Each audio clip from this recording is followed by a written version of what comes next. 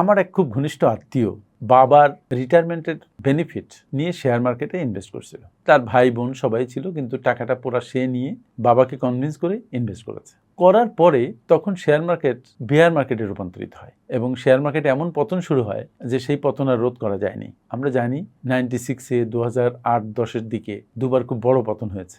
এই যে ইনভেস্টমেন্ট এরকম একটা সময় হয়েছে। তো আলটিমেটলি সে তার পুরা টাকাটা হারিয়েছিল, বাবার বেনিফিটের টাকা। অন্যান্য সন্তানরাও বঞ্চিত হয়েছিল। কেন হয়েছে জানেন? কারণ এই ছেলে ইনভেস্টমেন্ট সম্পর্কে কোনো ধারণা রাখতো না, সে কিছুই জানতো না। সে যদি সবচেয়ে ভালো ভালো শেয়ারে ইনভেস্ট করতো তাহলে হয়তো শেয়ার মার্কেট ধ্বংস হয়ে গেলেও তার পুঁজিগুলো নষ্ট হতো না। কিন্তু সে এমন সব শেয়ারে ইনভেস্ট করেছিল যে শেয়ারের মৌলভিত্তি ছিল না। ফলে আপনারা যারা ইনভেস্ট করতে চান তারা বুঝে শুনে ইনভেস্ট করবেন, কোন শেয়ারে ইনভেস্ট করবেন সেদিকে খেয়াল করবেন এবং সেই শেয়ারেই মূলত ইনভেস্ট করবেন যে শেয়ার বাজার ধ্বংস হয়ে গেলেও নষ্ট না হয়। অনেক কাজ করতে বিশেষ দক্ষতা জ্ঞানের দরকার হয় না, কিন্তু বিনিয়োগ করতে হলে আপনার দক্ষতা লাগে, জ্ঞান লাগে। সো আগে শিখুন, তারপরে বিনিয়োগ করুন। Thank you.